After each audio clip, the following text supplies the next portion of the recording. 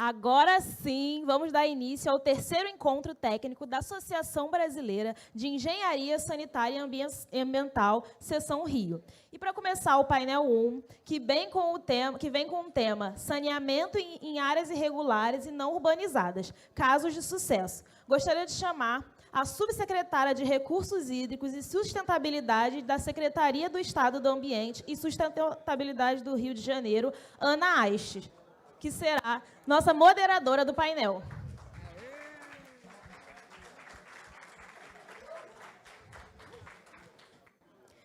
Também quero chamar o Guilherme Campos, diretor subintendente das Águas do Rio. Logo em seguida, Ruth Juberg, coordenadora do Governo do Estado do Rio de Janeiro. E... Tá aí? Ah. Tem aí não, tá aí. Chamar também a Deise Coelho, diretora da Condomínio Empreendimentos Ambientais. E, por último, Rayane Ferretti, da ONU Habitat. Ó, vou ajustar o nome, hein? Raine. Desculpa, Raine. Gente, bom dia a todos. Um evento que já começou bem intenso, né? Com todos os grandes atores e representantes aqui do nosso grande desafio, né? Que é o saneamento no estado do Rio de Janeiro. Eu fico muito feliz, Miguel e Abis, pela escolha do tema, né? Que é tratar de forma focada em saneamento em áreas irregulares, né? A gente sabe que, dentro da proposta que houve da concessão do saneamento no estado do Rio de Janeiro, esse é o grande desafio. Ah, olha, até silêncio, olha que espetáculo. Esse é o grande desafio, né, que a gente tem para viver agora nos próximos 10 anos. Muito do que já foi feito, a gente já está vendo refletir na balneabilidade das praias, na melhoria da qualidade ambiental das baías, das nossas bacias hidrográficas.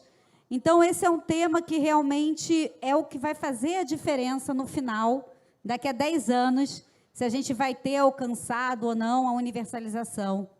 Então, não é um tema fácil, não é um tema dado, é um tema onde existe muito pouca experiência no Brasil e no mundo. É um desafio não só no Brasil, não só no Rio de Janeiro, mas é um desafio no mundo, é um desafio na Ásia, é um desafio na África.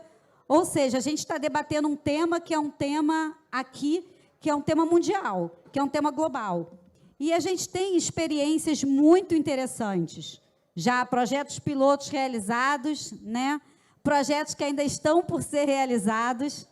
E eu estou muito feliz com essa mesa, porque a gente tem aqui experiências de sucesso, né, Deise, Raine, para apresentar. A gente tem muito planejamento feito, né, tanto pela Águas do Rio quanto pelo governo do estado. E a gente tem 10 anos pela frente. Então, agradecer muito a Abis por ter trazido esse tema. Eu me lembro que, ano passado, o tema foi Cinturão de Tempo Seco, né? Foi o Saneia Rio, que foi realizado na Firjan. E, semana passada, o governo do estado entregou as licenças, tanto do Cinturão de Tempo Seco da Baía de Guanabara, quanto do Complexo Lagunar de Jacarepaguá. Quem sabe, ano que vem, daqui a um ano, né, a gente também diz, olha, a gente entregou algo diferente em relação ao saneamento em favelas. Eu acho que esse é um desafio muito grande. Estou vendo rostos aqui presentes que trabalham, né, com áreas irregulares, com favelas já há muitas décadas, né? Então, a gente tem um público aqui muito focado no tema também. E eu queria que a gente trouxesse aqui, para todos que vão falar, uma perspectiva de pensar o saneamento de forma integrada, né? Não só a questão do que a gente tem premente agora, que é o tema do esgoto e do acesso à água, mas pensar o saneamento nas suas 4 vertentes, como foi falado aqui pelo governo federal, né? Trazer também a questão do resíduo sólido e a questão da drenagem, porque quando a gente fala da comunidade, da área irregular, a gente tem que trazer essa perspectiva de integração das 4 bases do saneamento. Então, isso é um ponto. O outro ponto é que a gente sabe que a gente não está falando só da questão ambiental per si. a gente está falando do social e a gente está falando do desenvolvimento econômico, porque também está tudo muito entrelaçado e muito interligado. Então, não é um desafio para poucos, é um desafio gigante, é um desafio que a gente só vai vencer se a gente conectar poder público, né, iniciativa privada, municípios, governo do Estado, governo federal. Se a gente conseguir conectar todas essas pontas, legislativo, executivo, comitês de bacia, que eu estou vendo vários representantes aqui presentes, né? Se a gente conseguir integrar todas essas pontas, eu tenho certeza que a gente tem chance de fazer diferente. E a gente tem muita experiência para escutar aqui hoje. Então, deixar um abraço do Tiago, nosso vice-governador, para vocês.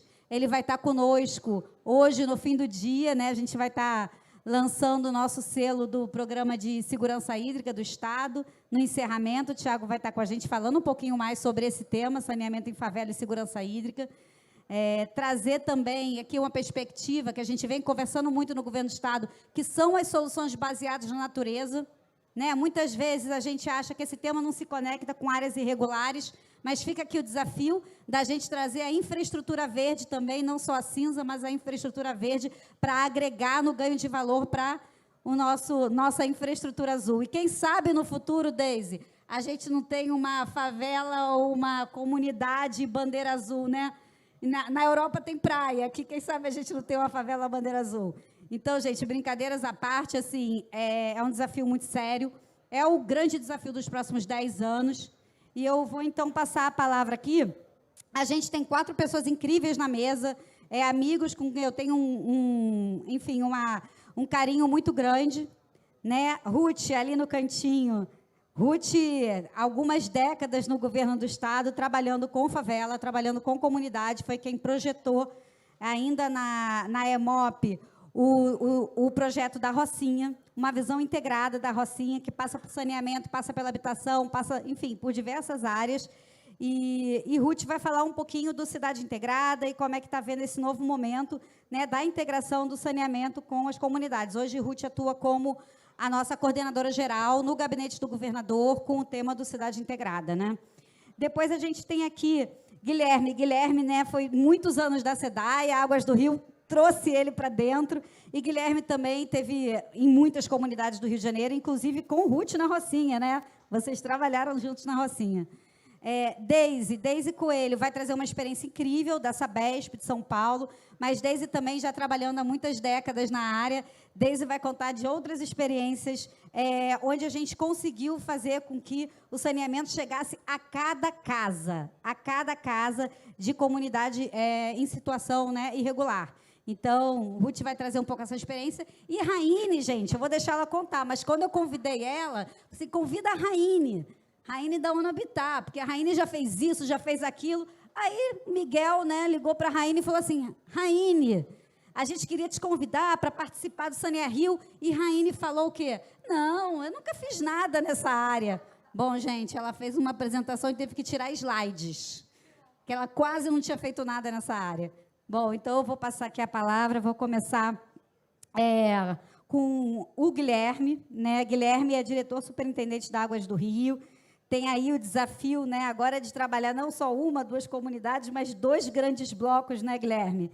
E como é que esse tema do desafio que a Águas do Rio tem, assim como as outras concessionárias também têm, né, Águas do Brasil, Iguá, como é que vocês estão tratando esse tema de levar o saneamento às áreas irregulares e quais são os planos, o que vocês têm de visão?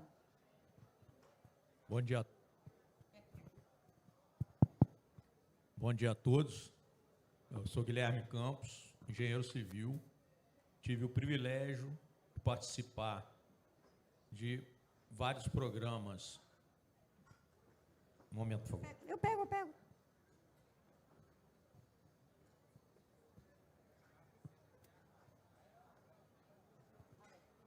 Vai ter apresentação, acho que eu vou...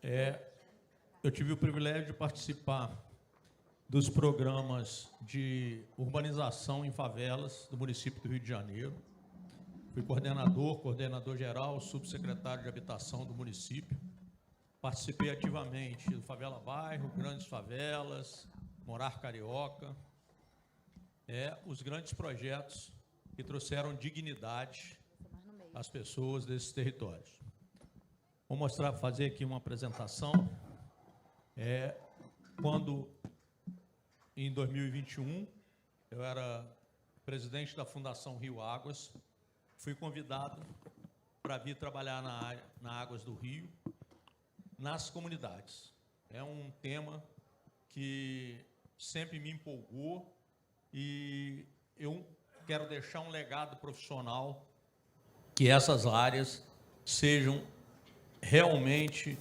tenham o saneamento básico regular, abastecimento de água, coleta, transporte e tratamento de esgoto. Vou passar aqui para vocês a nossa apresentação.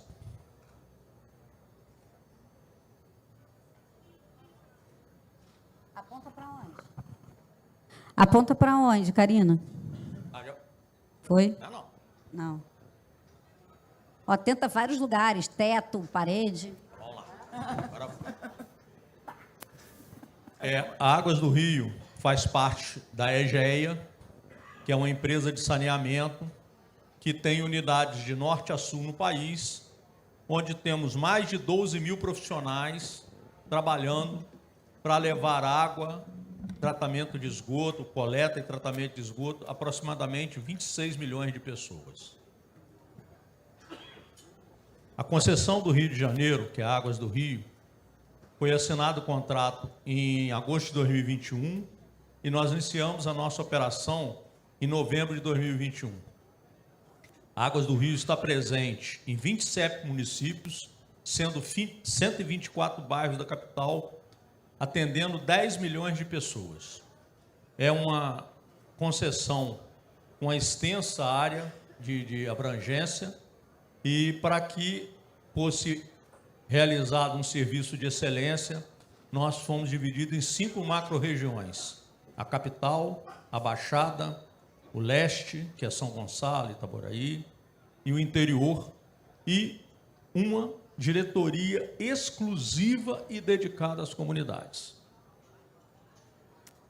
Nós estamos atuando em 525 comunidades da cidade do Rio de Janeiro.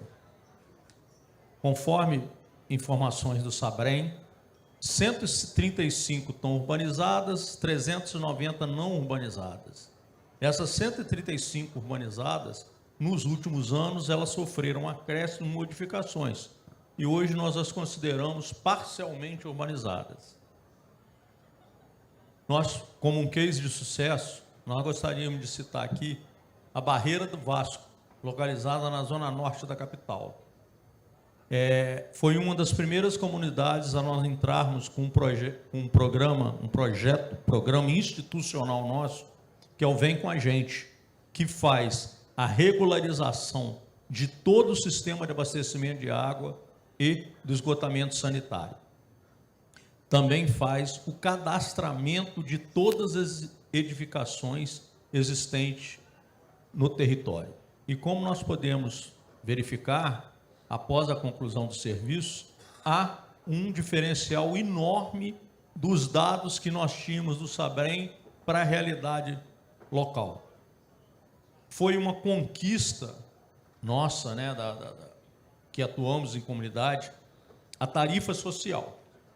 A tarifa social, depois de várias pesquisas que a Águas do Rio fez, com moradores das comunidades, todos os bairros da cidade, eles queriam 3 coisas: não se incomodavam em pagar a tarifa, desde que fosse um preço justo, água de qualidade e serviços bem prestados. Tá? A Águas do Rio, quando nós entramos, em novembro de 21, nós fizemos várias reuniões com as lideranças comunitárias e todas elas disseram que a Águas do Rio era a esperança de dias melhores. E, além de esperança, nós também queríamos oferecer oportunidades à população desse território. Dos 8 mil colaboradores que nós temos direto, 4.500 foram contratados em comunidade. É um contingente enorme de pessoas que têm orgulho de trabalhar para a Águas do Rio e têm orgulho de trabalhar em suas comunidades. Eu gostaria de passar um vídeo aqui de um tema que é a oportunidade que a gente ofereceu a um morador de comunidade que iniciou como agente de saneamento e subiu dentro da empresa nesse 1 ano e meio de operação nossa.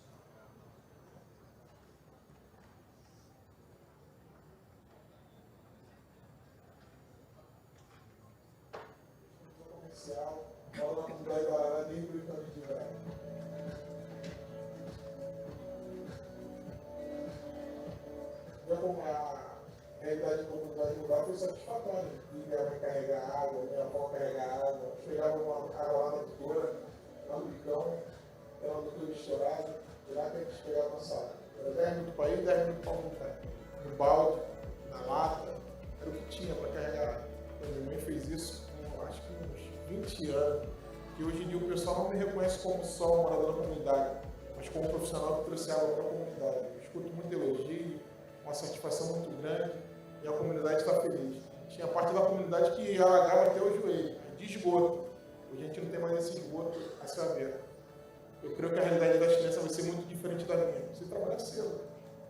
Comecei a trabalhar com 13 anos, entrei para o grupo como agente de saneamento, virei líder de campo, hoje eu sou supervisor da água do Rio. Eu subi degrau a degrau, trabalhando muito.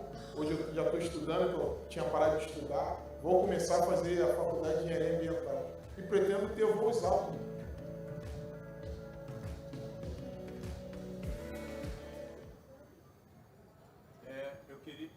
Eu queria destacar também que nós temos um programa institucional que é o Respeito ao Tom. Ele trata da diversidade racial. Dos nossos colaboradores, 62% se autodeclararam negros ou negras. Como disse a Ana aqui, é um desafio muito grande nosso universalizar o saneamento. Mas a Águas do Rio está trabalhando incansavelmente para isso, com equipe dedicada a comunidades. Nesses 18 meses que nós estamos atuando, nós já levamos água encanada pela primeira vez a 250 mil pessoas, sendo 80 mil pessoas em comunidades da capital. Vou passar o relato aqui da dona Nadir, da Mangueira.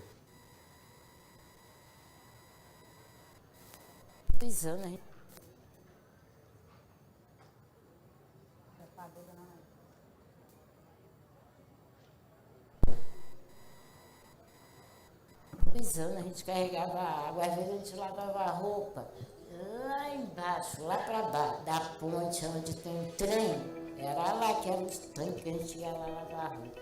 Isso é um balde, carregar na cabeça, a gente trazia na cabeça. Eu tive 6, uma morreu, aí ficou 5. Eu levava na escola para estudar, servia para dar para eles, quando era pequeno. E ela vinha barrenta assim, para a gente poder beber. Depois de anos de espera, agora, Dona Nadir e os moradores do Morro da Mangueira, aquele mesmo, do compositor Cartola, um dos berços do samba carioca, podem desfrutar de um direito básico, água tratada e encanada de qualidade. Ela vinha barrenta assim, para a gente poder beber.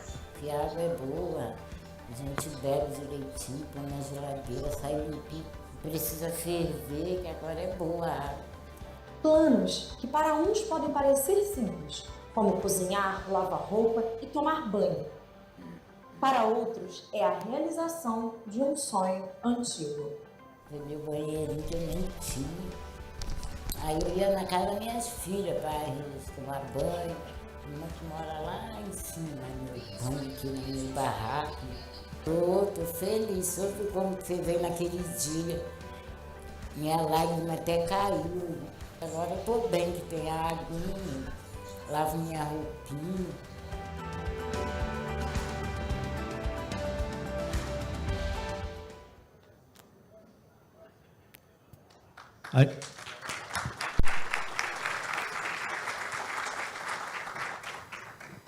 A empresa tem um programa institucional chamado Programa Afluentes.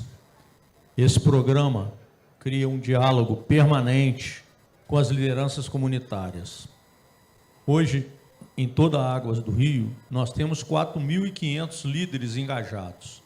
sendo 1.036 nas comunidades da capital.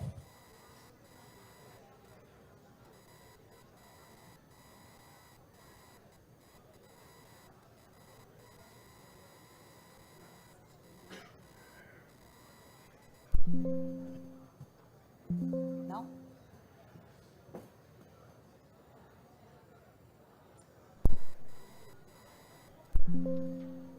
Tem um barulho de computador no fundo. Tum, tum. Abriu. Gostaria de enfatizar aqui que dentro da diretoria de comunidades nós temos uma equipe de responsabilidade social. Essa equipe fortalece o vínculo com as lideranças e a população das comunidades. Nós fazemos eventos como a roda de conversa na consciência negra, no Dia da Consciência Negra, onde foi ressaltado lá pelo nosso programa a respeito do Autom. Quando nós iniciamos nossos serviços, nós fizemos convocação e ninguém apareceu para se cadastrar. Aí nós fomos verificar e identificamos que as pessoas de comunidade não sabiam fazer um currículo, não sabiam como se portar diante de uma entrevista. Então nós fizemos oficinas com palestras e ensinando a eles, orientando a eles como fazer currículo e se portar numa entrevista. Depois dessas oficinas, nós tivemos um resultado muito favorável e fizemos as contratações necessárias. A equipe de responsabilidade social faz assembleias comunitárias para ouvir, esclarecer, informar de uma forma muito participativa com a comunidade. Nós temos também uma ação importantíssima da equipe de responsabilidade social, que é a conscientização sobre o uso racional da água e descarte adequado de resíduos sólidos. Isso impacta diretamente no meio ambiente e é fundamental para o sucesso das nossas ações. Temos alguns programas sociais, que eu vou apontar aqui. Um é a geração de renda nas comunidades. Nós temos uma preocupação muito de fomentar dentro das comunidades a geração de renda, a melhoria das pessoas e do quem está lá. Então nós criamos um programa onde nós fizemos o cadastramento dos empreendedores sociais. Tá? E com esse cadastramento eles passaram a serem fornecedores da Águas do Rio. E isso não só para Águas do Rio, mas também para outras empresas que a Águas do Rio está servindo como vitrine para ele. Isso é um case de sucesso. Nós temos empreendedores da Rocinha, do Chapadão, de comunidades que estão prestando serviços para a gente. O programa Saúde Nota 10 também é um programa institucional. E ele, de forma lúdica, ele percorre as escolas municipais, estaduais, escolas públicas, que se encontram na periferia ou dentro das comunidades.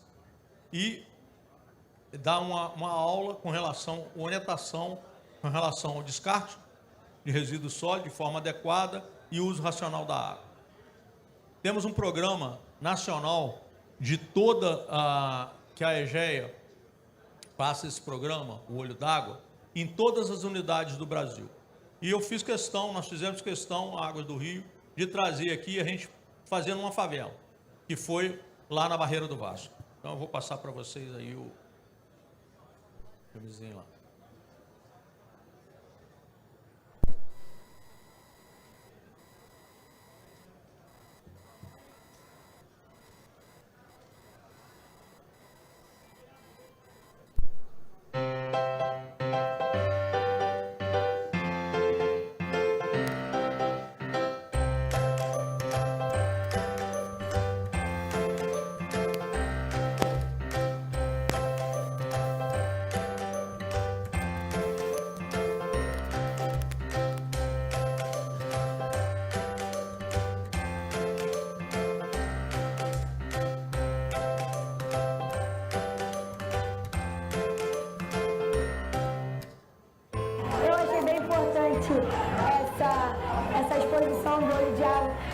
ensinar a gente sobre a importância da água no mundo.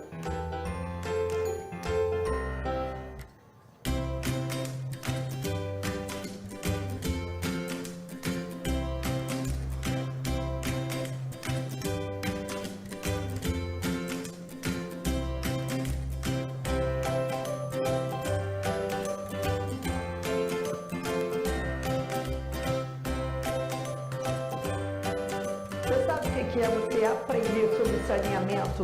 Você aprender sobre não jogar o lixo na rua? Para mim foi uma emoção, porque assim, eu tenho muitos problemas sérios aqui na minha favela, como eu acho que no Rio de Janeiro inteiro, acho que no mundo.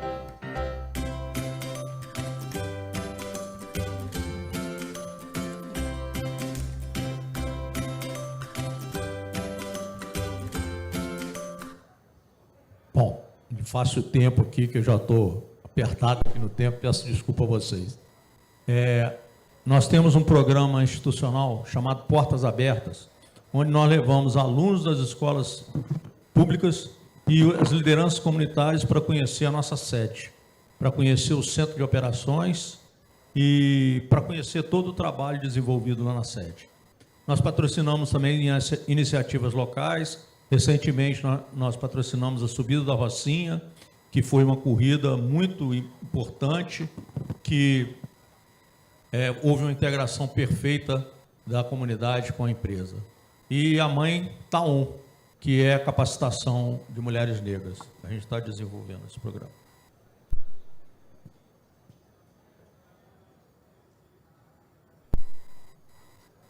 O nosso centro de operações, o nosso centro de operações integradas é uma referência nacional. É uma expertise e devido à sua expertise e tecnologia. Nós vamos passar aqui um vídeo agora para vocês conhecerem o centro de operações.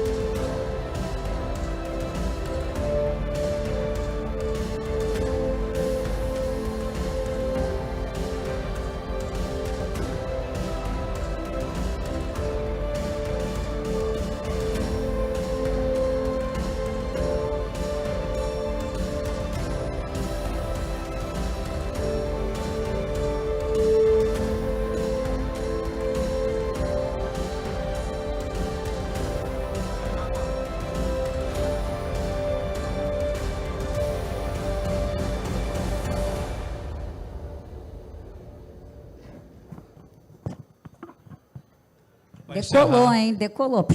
Só para encerrar, falar aqui que nós recebemos uma certificação internacional com relação ao ISG, em reconhecimento ao impacto econômico, social e ambiental que a Águas do Rio está fazendo no estado do Rio. Muito obrigado a todos. Desculpe, Obrigada, Guilherme. Pode sentar aqui no meu lugar. Então, aproveitando que a gente está falando de Rio, eu vou pedir para a Ruth Jumberg falar um pouquinho de uma experiência de um território específico, que é a Rocinha, e como vem sendo esse planejamento aí para a gestão integrada na Rocinha. Vai lá, Ruth. Bom dia a todos. Queria primeiro agradecer o convite, agradecer em especial a Ana. Eu me chamo Ruth Jumberg, eu sou urbanista de profissão e acho que de missão de vida eu escolhi trabalhar em favelas. Eu trabalho há 40 anos no governo do estado e hoje eu vou fazer uma apresentação sobre o trabalho social realizado em favelas e a Rocinha como um caso que teve seu início de sucesso, e eu espero de coração que, em breve, com a parceria com a Águas do Rio, que a gente siga esse início e que a gente consiga transformar a Rocinha num bairro com abastecimento de água e com esgotamento sanitário para todos os seus moradores. Queria pedir a apresentação. Eu vou pegar aqui o... Não, pode ficar ali.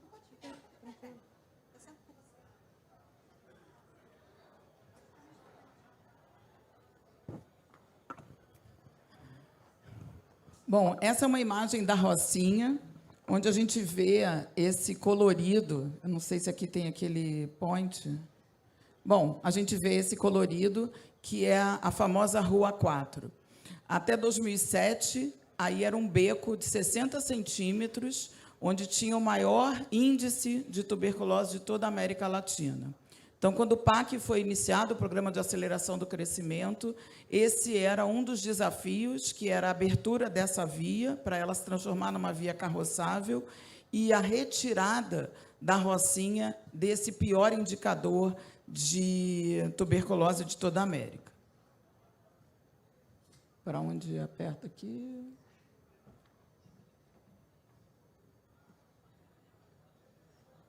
Para onde você apertou?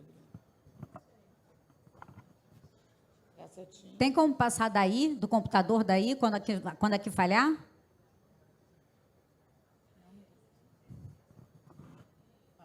Não.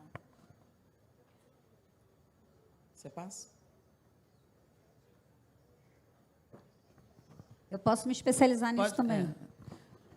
Bom, rapidamente sobre o Rio de Janeiro, né? O Rio de Janeiro é uma cidade onde a paisagem urbana ela é marcada pelas favelas, diferente de muitas metrópoles do país. No Rio de Janeiro, as favelas se misturam à área formal, e a Rocinha talvez seja esse caso mais emblemático, né? A Rocinha ela está entre dois bairros onde o IDH talvez seja um dos maiores IDH do país, que é o Leblon, São Conrado e a Gávea. É um local de moradia dos pobres, e na Rocinha ele pode até ser chamado de cidade dormitório.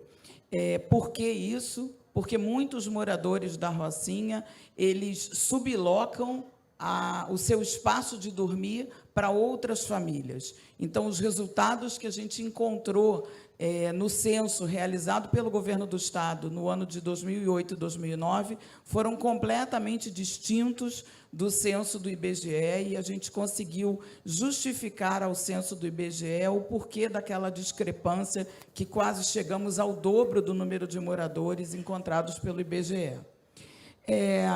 Em 2010, a gente tinha cerca de 6% da população brasileira vivendo em favelas.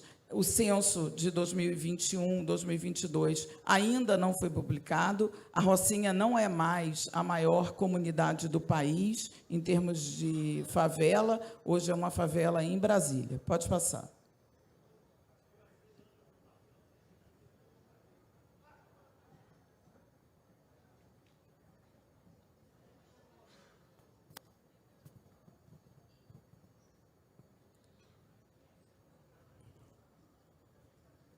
Esse é o segundo, não? Acho que você pulou. Acho que passou demais, é.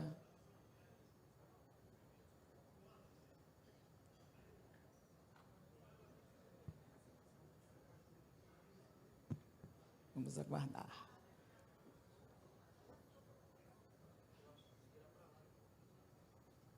Ih, até eu me perdi aqui agora. Volta, passa mais um. Só Mais- mais um. aí. Bom, no Rio, 23% da população do Rio de Janeiro, do estado do Rio de Janeiro, vive em favela. Esse é um enorme desafio. Talvez seja uma das maiores capitais com esse percentual. E nós tivemos, no Rio, em 2007, eu fui convidada para coordenar o trabalho social do PAC. Programa de Aceleração do Crescimento, ele tinha 2 componentes, as obras e o trabalho social, para apoiar o desenvolvimento das obras. O que a gente percebeu, né, e aí é um pouco diferente do que o Guilherme apresentou anteriormente, a gente percebia uma ausência da participação da população nos seus mais diversos processos, uma resistência inicial, essa resistência até hoje, ela ainda é vivida por nós, técnicos do governo, há uma resistência e uma descredibilidade em relação à falta de continuidade dos programas que existem, e nós, então, resolvemos apresentar uma metodologia chamada Diagnóstico Social Prévio, onde a nossa equipe multidisciplinar, formada por arquitetos, urbanistas, engenheiros e técnicos sociais, psicólogos, pedagogos e técnicos de campo, literalmente se mudaram para as comunidades para, junto com a população, construir um projeto participativo. Pode passar. Então, o que era essa urbanização integrada? Era trabalhar a questão do físico, que eram os projetos, com a questão legal da regularização fundiária e com o trabalho técnico-social, que era a equipe social. Então, naquela época, pode passar, por favor? Naquela época, a gente entendeu que a urbanização integrada precisava trabalhar em 2 eixos. Um eixo era a gestão de impacto.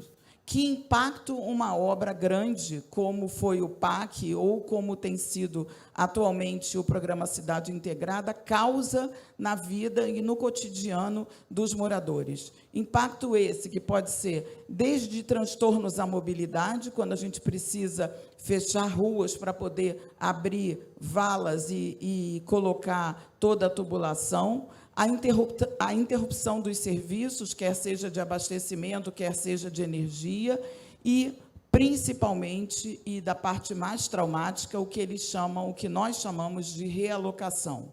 O governo do Estado, diferente do município, ele resolveu trabalhar a realocação in situ.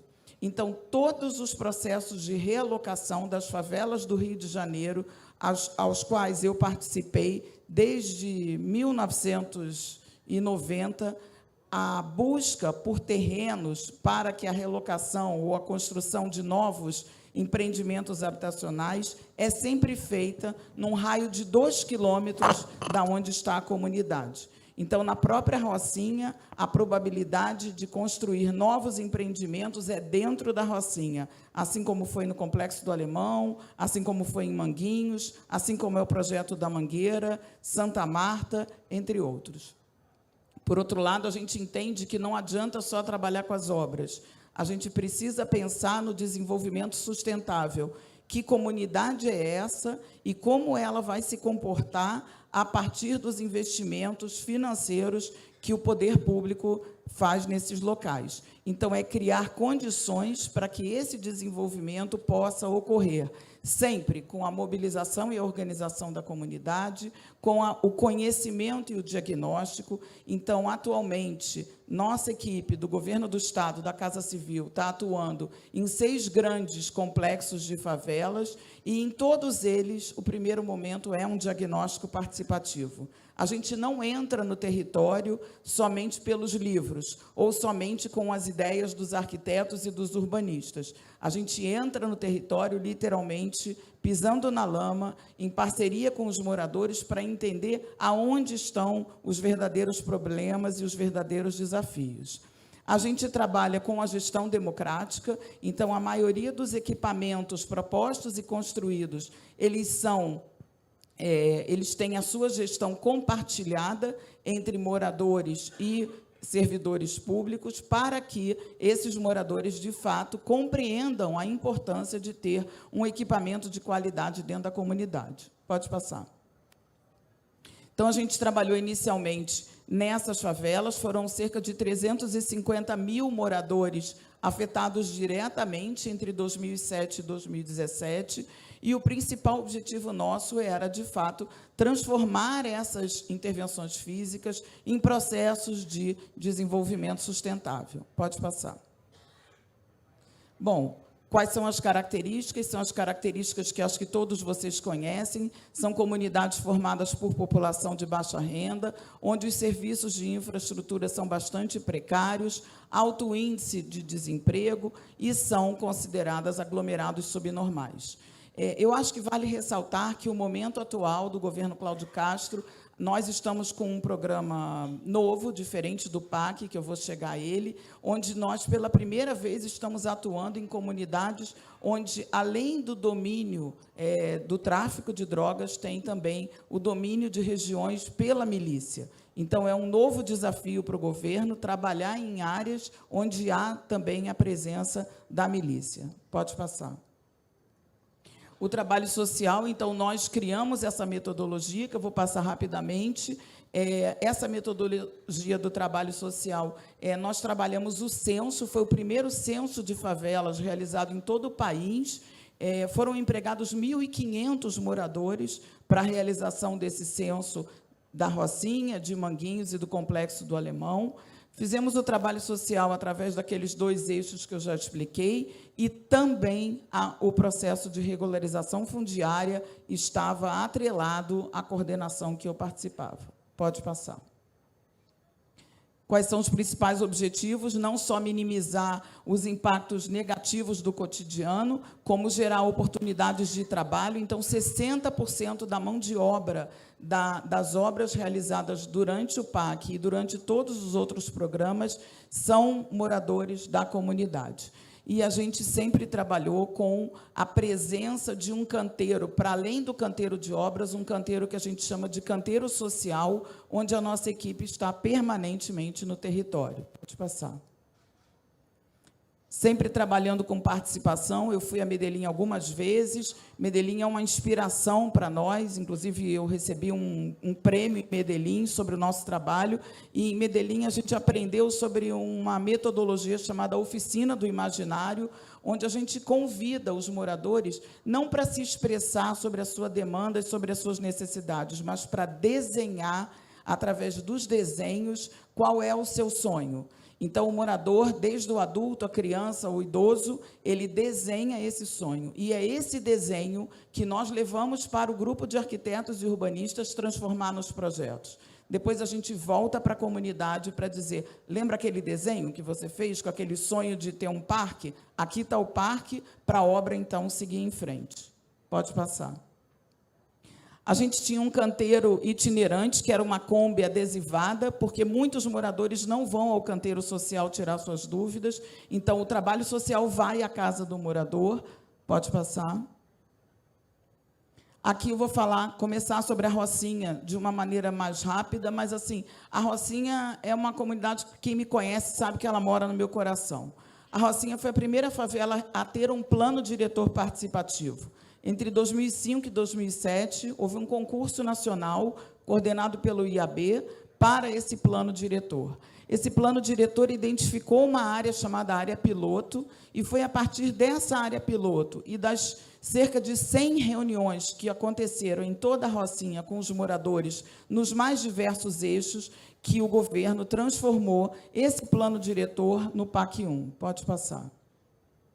Esse era o que é chamada área piloto, área exemplar. Então, foram construídas creches, foi construída uma UPA 24 horas, um complexo esportivo, o saneamento da Rocinha, unidades habitacionais, a passarela que o Oscar Niemeyer doou o projeto para o governo, a abertura da Rua 4, que foi um marco para nós, entre outros, e um parque ecológico que foi realizado a partir da Oficina do Imaginário e com recursos do Fundo Estadual de Conservação Ambiental. Pode passar.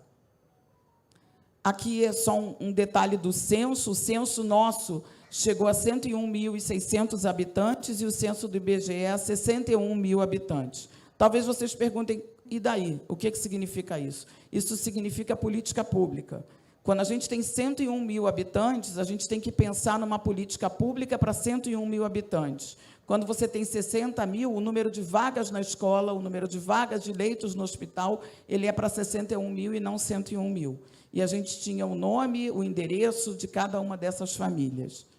Pode passar.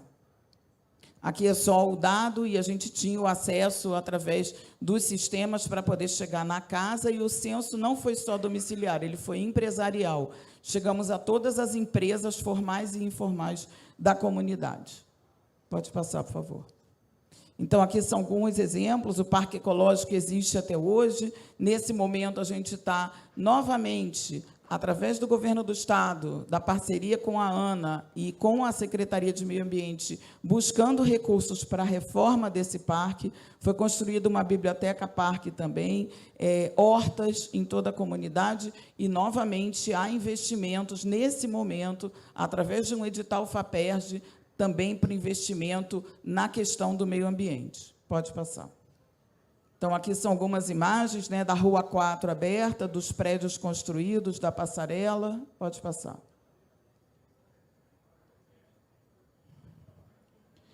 Bom, aqui são os fóruns. Fizemos fóruns durante 3 anos seguidos com os moradores. Pode passar. Reuniões que tinham a presença de mais de 500 pessoas participando e debatendo qual era a rocinha que se queria. Pode passar. Fizemos oficinas de mosaico, trazendo oportunidades de emprego e renda para os moradores. Também parece uma outra bobagem. A maioria das favelas, a pessoa não tem o número na porta da sua casa. Isso por medo da identificação pela polícia. Então, a gente conseguiu sair dessa lógica, e a primeira oficina que foi feita foi uma oficina para que eles aprendessem, através do mosaico, a fazer o número do seu apartamento e da sua casa. Pode passar. Acabou seu tempo, hein, Ruth? Rapidinho. Bom, ampliamos para o PAC 2, que também não saiu do papel, infelizmente, e nessa ampliação surgia principalmente a abertura viária e o saneamento básico. Pode passar. O investimento era de 1.500 bilhão, só que no PAC 2 a proposta era de trazer um teleférico que acabou não saindo do papel, e esse seria um impacto enorme na comunidade como um todo, para a acessibilidade não da parte baixa da Rocinha, mas da parte alta, onde as famílias demoram da parte mais alta até a Estrada da Gávea, na parte mais baixa, cerca de 50 minutos hoje em dia, para chegar. Pode passar. Outro enorme desafio é a questão do lixo, a Ana comentou no começo, e esse é um desafio que a gente conversou muitas vezes com a Conlurb. Hoje são alguns pontos de coleta, esses pontos precisam, no mínimo, ser triplicados para que não haja esse acúmulo de lixo, e a gente sabe de todo o esforço que a Conlurb tem de fazer a coleta diária. Passa o caminhão 2 vezes por dia, mas ele passa somente nas vias principais, Estrada da Gávea, Rua 4 e um pedaço da Rua 2. O restante, o caminhão não consegue entrar. Pode passar. Bom, chegou o programa Comunidade Cidade, que chegou em 2019, e a gente, então, mudou os eixos. E o principal eixo foi a questão do saneamento para a Rocinha.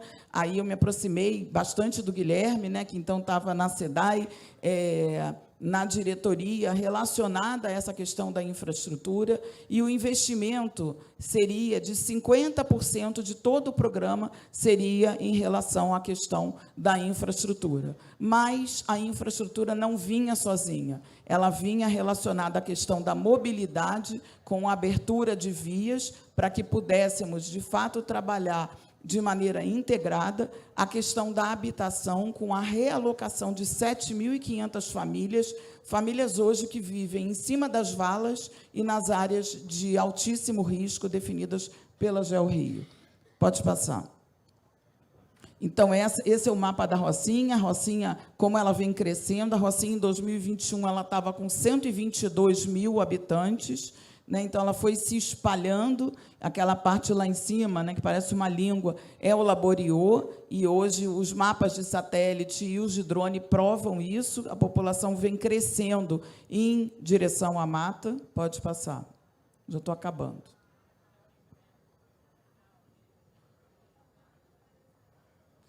E foi feito um projeto bastante grande para toda a questão, tanto do esgotamento quanto do abastecimento de água, com a reforma dos reservatórios, e nós, de fato, conseguimos executar, pode passar, a primeira etapa desse projeto, a partir da coordenação do Guilherme, que estava na SEDAI. Então, toda a parte alta da Rocinha, em relação ao bairro da Gávea, foi executada, todas as casas estão hidrometradas, existe água corrente, quando, até 3 anos atrás, literalmente, as pessoas usavam balde d'água, lata d'água na cabeça, ou tinham água um dia a cada 4. Esse é um mapa das áreas de especial interesse, né, áreas de preservação e áreas de alto risco. Então, mostra o quanto é um desafio tentar trabalhar de maneira integrada na Rocinha, tendo que realocar todas as famílias que moram nessas áreas chamadas vermelhas. Pode passar. Então, a gente fez uma contagem do número de realocações das famílias que viviam em cima dos talvegues, que são os azuis mais claros, das áreas vermelhas, da abertura de vias, e são cerca de 7.500 famílias que precisam ser realocadas. A boa notícia, pode passar, é que a gente identificou 18 terrenos na Rocinha, estou aqui com um dos autores do projeto, 18 terrenos na Rocinha, onde é possível construir prédios, né, edifícios verticais, com mais de 5 pavimentos, e garantir o acesso através de elevadores, que é um custo elevado, mas em toda a base teria um equipamento público, e esse equipamento público é que banca o custo do elevador. Então, a gente consegue realocar a população da Rocinha dentro da própria Rocinha. Pode passar. Aqui são mais imagens dos prédios, todos eles nos terrenos identificados. Pode passar. Pode passar. Pode passar. E eu queria agradecer e queria dizer que, assim, é super importante esse momento da conjuntura do governo do Estado, da parceria que o Estado hoje tem com Águas do Rio, uma vez que existe uma possibilidade concreta da gente dar continuidade a esse projeto através do investimento da Águas do Rio na região. A gente tem um projeto que ele já está inteiramente pronto, estudado, e que já havia sido bastante debatido também com a comunidade, e agora é o momento dessa continuidade através do governo com a empresa. Muito obrigada. Gente, é ou não é um luxo ter Ruth Jumberg na equipe? É um luxo, né? Não, e acho que Ruth trouxe uma perspectiva aqui importante também, não só da questão do saneamento integrado, né, nas suas 4 áreas estruturantes, e também a questão da habitação, que caminha junto, né? Então, a gente precisa aí, né, de fazer com que esse nosso momento tão especial conjugue outros atores para que a gente consiga realmente avançar nas comunidades aqui do Rio de Janeiro. Obrigada, Ruth. Eu vi ali Deise se mexendo toda para falar. Gente, Deise Coelho tem uma experiência incrível, né? Lá em São Paulo, com a Sabesp, além de tantas outras que ela me contou no café da manhã hoje. Deise, muito obrigada por você ter aceito o convite para vir trazer um pouco a experiência, né? A gente tem que aprender e tem que ouvir e compartilhar essas melhores práticas. Então, conta um pouquinho aqui para a gente o que você veio trazer para a gente sobre, né, a sua experiência lá em São Paulo, e por que você ficou ali tão aguerrida enquanto o Ruth falava. Porque eu comungo muito, né, a nossa trajetória e prática comunga muito com tudo que Ruth trouxe, né, nessa tão bela apresentação. Então, eu queria dar bom dia a todos, agradecer a ABS Rio, a Secretaria de Meio Ambiente, em nome da pessoa da Ana e do meu amigo Márcio Santa Rosa, né, que escreveu o livro A Epopeia do Saneamento, lindo, com Espásia, né? E eu sou pernambucana, o sotaque aqui não nega, né? Todo mundo está percebendo já, querida Alceu ali. E sou engenheira civil de formação, e, ao longo dessa caminhada de praticamente 39 anos, eu não só atuei em saneamento, mas também em reurbanização de favela, em assentamentos involuntários, planos municipais. Mais de uns 7 anos para cá, eu resolvi, né, investir toda a atuação nos territórios, né, que hoje estão excluídos, né, ainda, embora de todos esses esforços, né, do saneamento, da democratização do saneamento. Então, nosso foco de atuação tem sido muito em favelas, áreas rurais, como o pessoal aqui do governo federal, né, o ministro, eu acho, o secretário, falou aqui, áreas rurais e as áreas isoladas. O ano passado, a gente atuou num projeto, numa comunidade chamada Vila Restauração, no Acre, no município de Marechal Thaumaturgo, onde, para acessar essa vila, 200 famílias, são 7 horas de canoa, né? Então, eu vou trazer aqui, né, os 15 minutos ainda não começaram, graças a Deus, eu gosto de falar muito, mas eu vou tentar resumir nos 15 minutos, esse projeto que a Ana falou, que foi uma iniciativa do governo do estado de São Paulo, que é o Novo Rio Pinheiro, Programa de Despoluição da Bacia do Rio Pinheiros, onde a gente atuou num dos lotes que foram colocados aí para o mercado fazer os investimentos, chamada Subbacia Água Espraiada. E eu vou apresentar como foi que a gente fez os projetos para as 32 favelas dessa subbacia, em 11 meses, projetos executivos de esgotamento sanitário e também, junto a isso, as obras que foram realizadas. Não vou falar muito do projeto, não, mas, por favor, pode começar aí. Pode passar? Pode passar. Bom, eu trouxe aqui só esse panorama, né, das 10 maiores favelas do país. De fato, a Rocinha é a segunda, e Rio das Pedras aqui também está como a quarta, né? Não, a terceira, né? É a quarta ou a terceira. Bom, e em favelas vivem na América Latina 108 milhões de pessoas e no Brasil 16 milhões em mais de 11 mil favelas. Pode passar, por favor. Bom, Ruth falou dos desafios que tem a favela, que são muitos, né, para a gente poder enfrentar, entre os quais a infraestrutura. Mas tem um potencial incrível, que são as pessoas. E é com elas que a gente tem que fazer toda a intervenção, Ruth, como você tão bem explicou aqui. Pode passar, por favor. Qual é a problemática? Eu quero falar um pouquinho dela antes de entrar na experiência do projeto. Pode passar, por favor. Primeiro, essa foto é ali do Terreirão, né, do Canal das Taxas. Eu tirei ela em 2020, janeiro de 2020. A água chega nas favelas de forma precária, pela lei dos mais fortes, né, se paga muito caro por ela. Eu fui ao Haiti, né, e um saquinho de água no Haiti, em 2018, era $1, praticamente R$5, né, se vendia água de beber, né, para as favelas do Haiti dessa forma. A população não quer absorver mais um custo de serviço, porque também possui uma capacidade limitada financeira. E, se essas contas não forem cobradas e não se pagar por ela, né, se forma aí esse ciclo vicioso que não avança na gestão desse serviço, mesmo às vezes acontecendo a intervenção. Por isso tem essa preocupação tão grande aí das empresas de fazer uma boa gestão também, não só implantar de forma de qualidade. Pode passar, por favor?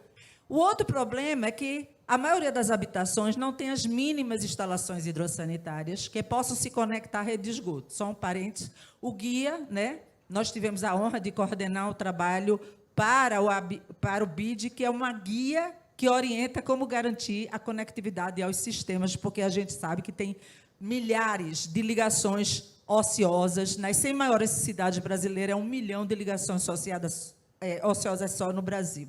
Então, é importante adequar as instalações hidrossanitárias, e, na sua maioria, o esgoto e as águas de chuvas estão juntos. Quando o nosso sistema é separador absoluto, é necessário separá-los. Pode passar, por favor? Pode passar? Bem, os canais, rios e valas, né, eles servem para afastar o esgoto, assim como as fossas, e há uma barreira muito grande com toda a população, não só das áreas de favela, é que a sensação do problema está resolvido e porque eu vou ter mais um custo de tarifa, né, se eu já afastei o esgoto da minha casa dessa forma. Pode passar, por favor? As ocupações espontâneas, esparsas, casas geminadas, soleira negativa, elas não se adequam ao sistema convencional. E a gestão, por fim, pode passar dos serviços, pode ir, por favor, de saneamento, em geral, é deficitária, principalmente nessas áreas informais, rurais, quando não, elas ainda existem. Outro ponto que eu queria também falar, pode passar, por favor, é que há peculiaridades que demandam muita atenção ao sistema de esgoto. Primeiro, a matéria-prima do sistema é produzida nas residências, pode ir, por isso que ele depende do usuário, não dá para como fazer o sistema sem usuário. Pode ir, pode passando, por favor, porque... E o segundo é que... Pode passar, por favor? Pode ir passando. É que o sistema chega, né, depois que os melhores espaços estão ocupados e concorre com os investimentos da água que sempre perde. Pode ir adiante, por favor? Bom, qual é a nossa proposta? Essa foto aqui é de Salvador, o projeto Bahia Azul, da década de 90, tá? Onde foi despoluída as praias de Salvador. Pode passar. Nossa proposta é 5 pontos principais. Pode ir tocando. Soluções simples, focadas na necessidade da população, ou seja, tem que ser soluções pensadas de forma focalizada e territorializada. Inovar, né, de acordo com essas características da região, ou seja, adequar o método à realidade, mobilizar e dialogar, né, criar uma linguagem apropriada, como eu estou vendo que tem sido feito pelas operadoras, promover alianças, esgoto é negócio e parcerias, e garantir que a condição máxima, né, a condição essencial, o acesso a todos. Pode ir. E, para isso, a gente tem um modelo que é um sistema que foi criado... Pode passar, por favor? Sim. Que é o sistema condominial, que foi criado pelo engenheiro pernambucano também, José Carlos de Mello, no final da década de 80, que já está sendo bastante utilizado há alguns anos pela América Latina, Brasília, Salvador, né, a CAESB só trabalha para fazer coleta do sistema condominial, e ele permitiu a elaboração desses 32 projetos para a cidade de São Paulo, para essa subbacia água espraiada. E esse sistema, pode ir, por favor, ele tem como conceito o seguinte, ele alia essa inovação técnica a um componente de participação social, isso é essencial, não é uma ferramenta, é uma premissa, cujo foco é a procura mais adequada para atender cada casa com serviço de esgotamento sanitário, adaptando-se a todo tipo de ocupação e renda dessa população. Pode ir, por favor? Então, eu vou mostrar agora o programa de despoluição, quer dizer, como a gente fez esses 32 projetos, né? Aí, segundo a Sabesp, a bacia do Rio Pinheiro tem 25 subbacias, 9 saneadas, e 16 fizeram parte desse contrato de performance, que foi iniciado em 2020 e vai até 2025. E esse contrato, eu digo que é o contrato da década, né? Ele teve uma questão muito interessante, por ser de performance, onde se trabalhou com 2 variáveis importantes.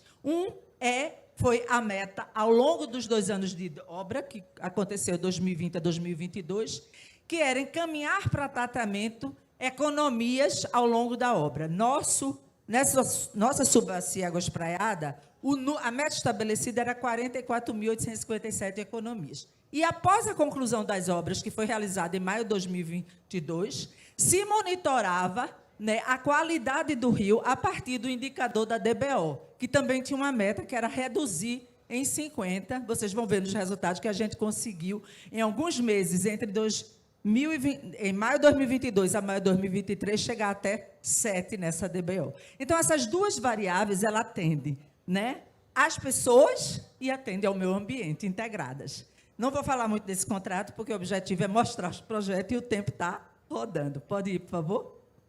Bem, a subbacia Águas Praiadas, ela fica na zona sul da cidade de São Paulo, tem 11 quilômetros quadrados, com cerca de 250 mil pessoas, é uma cidade, né? dentro da bacia do Rio Pinheiros, 14 bairros, 50 favelas, favelas com densidade de até 1.900 habitantes por hectare, toda verticalizada, 4 pisos. É uma área altamente urbanizada, com diferente tipo de ocupação, né, do seu território. Maior quantidade de favela está na porção mais de jusante, na região de Jabaquara. Essa subbacia é onde tem aquela Avenida Roberto Marinho, que eu acho, e tem aquela ponte espraiadas quando chega no Rio Pinheiros, né? 15 favelas, essas que estão de vermelhinho na subbacia, elas estão previstas de ser reassentadas através da operação urbana Água Espraiada, mas foram consideradas dentro do projeto de saneamento, vão sair, algumas já saíram, mas vão sair ao longo desse tempo. E o córrego Água Espraiada, além dele, tem mais 8 na margem direita e 9 na margem esquerda, pode passar. Então, é uma região muito hídrica. São Paulo é isso, sobe, desce, é vale. Tá? E aí a gente tem uma sequência metodológica, eu digo que o que é preciso para fazer esses projetos? Metodologia, cartografia e considerar como premissa a participação dos atores locais, incluindo as pessoas. E pisar na realidade, como a Ruth falou, pisar lá na lama, conhecer, integrar com as pessoas que estão ali, porque elas já desenvolvem, né, as suas buscas de melhoria de qualidade de vida, mesmo com todos os desafios. Então, a metodologia, a gente elabora um plano de trabalho, formula cartografia, tá? Indica as comunidades. E uma coisa, se eu tenho uma área de 11 km², muito hídrica, com sobe e desce, como aqui você tem os morros, qual foi o método, a estratégia que a gente usou para facilitar a intervenção? Dividir em pequenos pedaços, em microbacias, porque esgoto é gravidade. O esgoto tem que correr para o ponto mais baixo para que o sistema seja mais barato e eficiente. E foi isso que a gente fez, né? A gente planejou esses pequenos territórios, a gente teve o shape de economias são domicílio, um prédio tem várias economias, da Sabesp, identificou ferramenta tecnológica, inclusive não só para topografia, dimensionamento, mas para gerenciar todo esse projeto, planejou bem o trabalho de campo e mobilizou as comunidades, ou seja, todo esse trabalho foi feito localmente, certo, a partir do nosso canteiro de obra, onde toda a equipe de obra, de projeto, de gestão ambiental, social trabalhava juntos. Pode ir, por favor? Bem, aí está a divisão das subbacias, um shape de economias que a gente chamava mapa-luz, eram economias potenciais factíveis e não factíveis, né? As potenciais eram aquelas que era só o prolongamento de rede, chegaria à estrutura de transporte, que eram nas favelas. Não factíveis são aquelas de fundo de vale, com soleira negativa, caimento para trás, casa geminada, né? E as factíveis é aquelas que já têm a rede ali na frente e se podia apenas ligar a tal das ligações ociosas. Pode ir, por favor? Bem, a cartografia. A gente começou, em cada uma das 50 favelas, a gente fez o diagnóstico delas e viu que só 32 precisavam de projetos. E a gente começou com a cartografia através de uma base da prefeitura, que é o GeoSampa, e identificava a quantidade de economias, já que nosso contrato era remunerado por economias, né? Nessa base. Depois, a gente foi atualizando essa base, pode passar, e chegou a usar a base, que era o shape da Sabesp. Pode passar, clicar, por favor. Pode passar.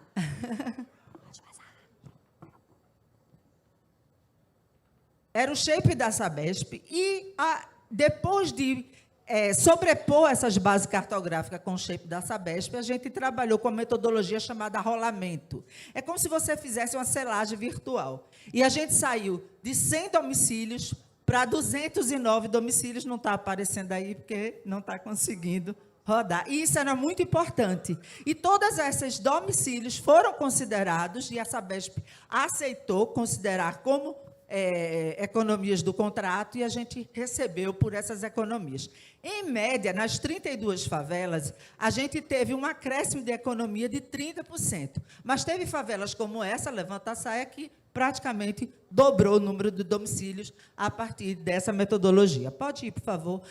Bom, fizemos o diagnóstico integrado, com tudo que a Ana falou, só que era um diagnóstico rápido, porque a gente tinha 2 anos para fazer o projeto executivo e para fazer as obras, conhecer essa realidade, cadastrar essas economias. Então, foi um diagnóstico rápido e integrado, conhecendo essa realidade a partir do quê? de 2 tipos de conhecimento, o local e o técnico-social. Pode ir, por favor? Bom, o processo de elaboração do projeto técnico, ele começa com um planejamento, uma concepção preliminar, onde a gente, com a cartografia atualizada, ainda sem topografia, a gente consegue dividir a área, né, da comunidade, da favela, em unidades de enfoque, que são grupamentos de casa, que esses grupamentos a gente chama de condomínio, onde a gente identifica um ponto mais baixo, que é para poder fazer as ligações com a rede de esgoto, e essa unidade é também um espaço de participação social. Então, começamos pelas comunidades de Jusante para Montante, porque a gente tinha que, com 9 meses, começar a medir as economias encaminhadas para tratamento. Depois do planejamento, a gente vai a campo. Então, a gente começa a fazer a vistoria de campo, olhando todas as interferências necessárias e olhando o que a população já tinha feito para poder afastar seus esgotos. Muito verticalizadas as favelas, então a gente tinha a proposta de trabalhar no campo para fazer o projeto no plano. E, na sequência, a gente liberava... Pode passar, por favor. A gente liberava o trabalho para topografia com o projeto de campo. Pode ir. Vocês estão vendo, ó, a gente identifica a contribuição dos domicílios, aponta onde tem as ligações, ou seja, nosso projeto é feito na escala 1 para 1, percorrendo cada via, beco, consultando o morador, atendendo a realidade local. Pode ir, por favor? Bom, aqui está o levantamento topográfico. A média de tempo nas 32 comunidades de levantamento eram 5 dias, é um levantamento planaltimétrico, mas com aquilo que é necessário para o projeto. Pode ir, por favor? E aqui é o projeto executivo, né, dimensionado pelas normas, tudo direitinho, né, considerando a parte autoral, que vinha, né, principalmente a parte verticalizada, separando a água de chuva do esgoto, e o traçado aí da rede para a construção, que a gente também emite a ordem de serviço, que é para poder a obra ser feita com qualidade. Pode ir, por favor? Aqui está a ordem de serviço, pode passar, por favor?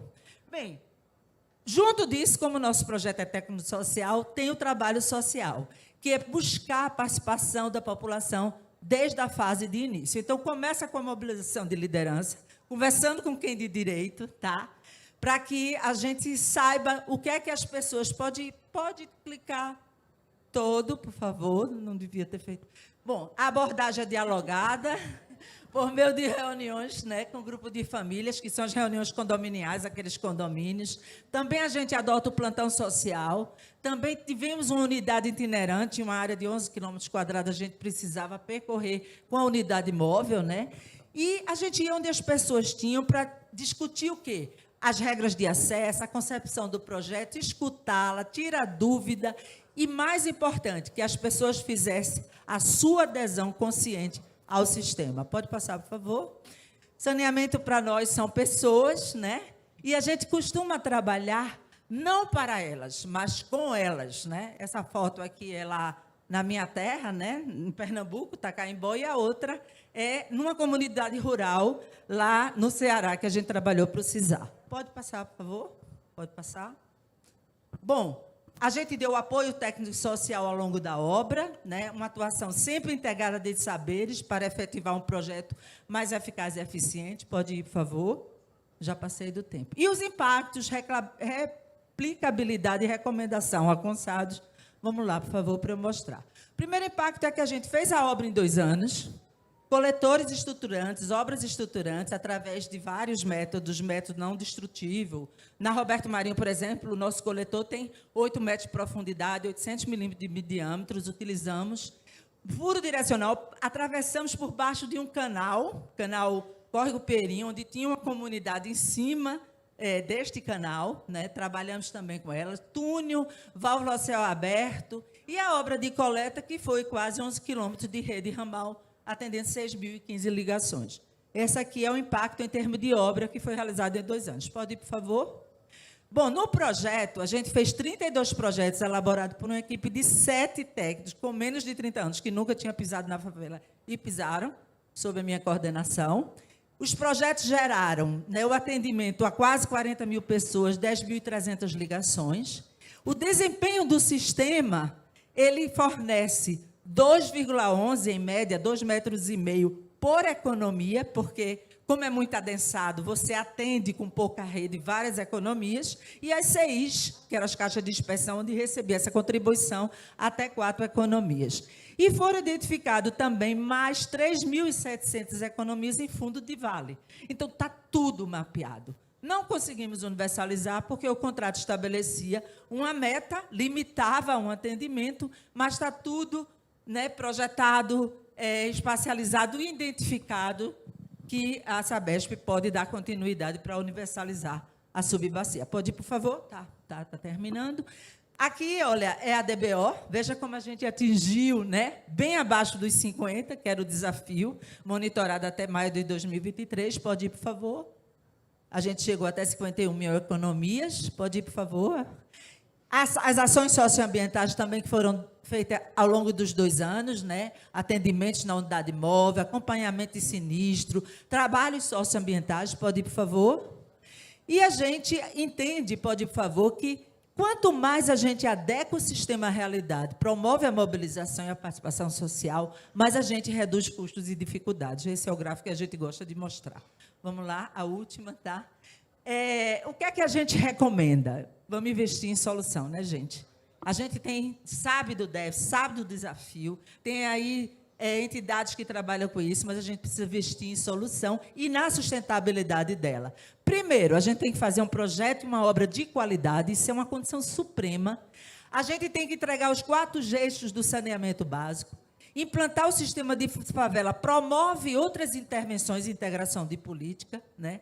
E a gente sabe que não só melhora as condições do país, mas também a autoestima da população, traz benefícios às comunidades, promove a paz social e contribui, né, para a justiça. Então, o que a gente pratica é a promoção da democratização no saneamento, para que a gente possa alcançar a universalização.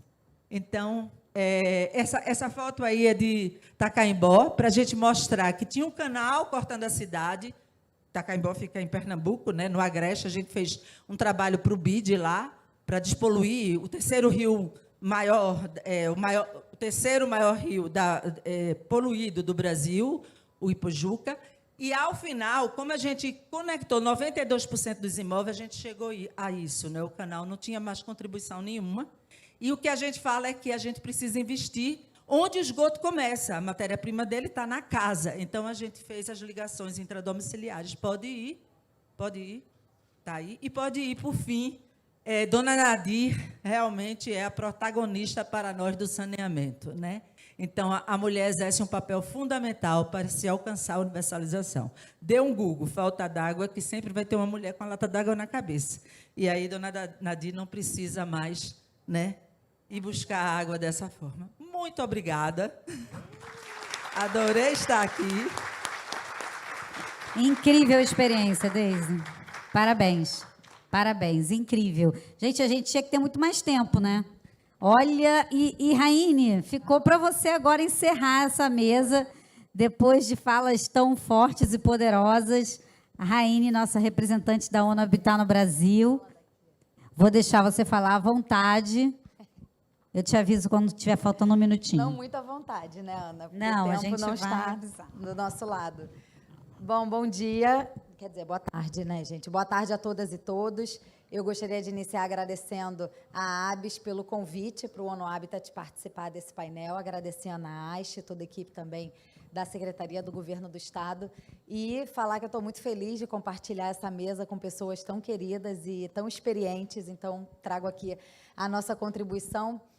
Vocês podem colocar a apresentação. E é isso, gente. A Ana comentou no início, né, quando eu recebi o convite, falei, gente, mas eu não tenho muito o que falar, assim, não vou participar, vou falar 2 minutos. E aí a Ana me ligou e falou, mas que história é essa? Mas tem isso, tem aquilo. Eu falei, gente, nada como ter uma amiga maravilhosa, com a memória sensacional, que me lembra do que eu faço. E depois eu liguei para a Andréia, que está ali, da Prefeitura do Rio, diretora do IPP, que é outra grande amiga. Ela falou, não, mostra isso, mostra isso. Eu falei, bom, gente, não. Quem tem essas amigas realmente está muito bem acompanhada. Pode passar, gente. Bom, muito brevemente, eu vou começar falando sobre o ONU... Eita, passou demais. Sobre o ONU Habitat, né? O ONU Habitat... Pode passar. É a Agência das Nações Unidas que trabalha com os temas urbanos, né? A gente trabalha principalmente com os temas que afetam a vida nas cidades. Dentro da Agenda 2030, nós somos a agência responsável pelo ODS 11, pelo monitoramento dele no nível global, mas também pelas metas urbanas que estão diluídas nos outros ODS, né? Lembrando que o princípio, né, fundamental dessa agenda é não deixar ninguém para trás. E eu coloquei ali uma observação para nos lembrar que água e saneamento são direitos humanos desde 2010, né? Então, o fato da ONU reconhecer um tema como direito humano, ele é muito relevante, porque existem vários critérios para os países membros da ONU aceitarem que algo seja um direito humano. Um deles é que seja um tema que afeta as pessoas em situações mais vulnerabilizadas. Então, a gente está falando de um direito humano, né? Não só um direito básico, mas é um direito humano. Pode passar. Essa agenda, então, ela é baseada nos 5 P's, né? Pessoas, planeta, parceria, paz e prosperidade. Então, hoje, todos os projetos das Nações Unidas, todos os projetos também dos nossos países membros da ONU, eles buscam alinhar não só com os ODS, mas com os P's da agenda. Pode passar. Vou passar brevemente nessa parte mais introdutória para focar no trabalho. Bom, o ONU Habitat eu já falei, né? A gente está aqui no Brasil há mais de 20 anos, com o escritório regional para América Latina e Caribe, onde eu trabalho. Brinquei com a Ruth, que eu trabalho a metade do tempo delas, né? Eu estou há 20 anos na ONU, a Ruth 40. Quando eu entrei, eu conheci Ruth, uma das primeiras pessoas com quem eu pude trabalhar. Eu era uma menininha, né, Ruth? Era estagiária, tinha 20 anos, exato. Pois é, 20 anos se passaram. Bom, e o ONU Habitat é a agência da ONU, como eu falei, que trabalha com esses temas relacionados à vida nas cidades. Pode passar. E a outra agenda que a gente trabalha é a nova agenda urbana, que orienta o trabalho, a gestão urbana, o planejamento urbano até 2036. É uma agenda que saiu da Conferência Habitat em 2016 e que traz uma nova maneira de repensar, administrar, né, gerir as nossas cidades. Eu costumo dizer que é o nosso livrinho de cabeceira, né? Os ODS mostram onde queremos chegar em 2030 e a nova agenda urbana é muito mais o como chegar, né? Que temas trabalhar, como trabalhar para alcançar os ODS. Pode passar. Bom, gente, muito brevemente, o ONU Habitat está presente em alguns lugares aqui no Brasil. A gente tem vários escritórios aqui no país, mas eu, obviamente, não vou falar sobre cada um deles. Hoje a minha apresentação vai ser mais centrada na experiência de Alagoas, de Juiz de Fora e aqui no Rio de Janeiro, que dialogam mais diretamente com o tema dessa mesa. Mas eu queria ressaltar que nos últimos 3, 4 anos, o ONU Habitat aqui no Brasil tem se dedicado muito à produção de dados e informações qualificadas, como vocês vão ver. E aí vem a minha contribuição na mesa de hoje, né? O ONU Habitat aqui no Brasil não constrói na ponta, nós construímos sim, no Haiti, no Afeganistão, na Ucrânia, no Iraque, mas aqui não, né? No Brasil, na América Latina em si, tirando o caso do Haiti, a gente não trabalha na ponta com reconstrução, mas a gente dá os meios para isso. Então, vocês vão ver isso agora aqui nessa parte. Pode passar, da minha apresentação. Pode passar. Bom, eu vou começar, então, por Alagoas, que tem uma abordagem que vai desde o nível estadual, é um projeto com o governo do Estado de Alagoas, passa por algumas metodologias que a gente trabalha no nível dos municípios e outras que trabalham no nível, né, intraurbano. Pode passar. Esse é o ambiente que a gente mais trabalha em Maceió, né, que é chamado de grota. São assentamentos, são, na verdade, fundos de vale. Maceió tem muitos fundos de vale por conta da parte alta e baixa da cidade, então elas formam um sistema de drenagem natural da cidade de Maceió, mas 100 delas foram informalmente ocupadas. Então, são pessoas que moram nesses lugares, que eu sempre brinco e comparando aqui com o Rio, que a gente anda e vê a favela para cima. Geralmente, em Maceió, você anda e vê uma das 100 para baixo. As outras 99 você não vê. Quem conhece Maceió, quem já foi ali na praia de Maceió, vai dizer: Raine, mas onde tem favela? Eu na quadra atrás. Eu trabalho na quadra de trás. Né? Então, é isso, assim, eu estou falando de 99 grotas literalmente invisíveis. São pessoas invisíveis porque são invisíveis mesmo, a gente não vê. Então, aqui tem uma fotinho de uma grota, pode passar. E outra foto da grota depois do nosso projeto lá com o governo do Estado. Como vocês veem, né, o prédio está no nível do mar e a grota como se fossem buracos, né, assim, no território. Pode passar. Bom, e quando a gente começou a trabalhar lá em Alagoas, foi em 2017... Não tinha informação dessas grotas. Na verdade, tinham 74 6 mapeadas, 74 mapeadas.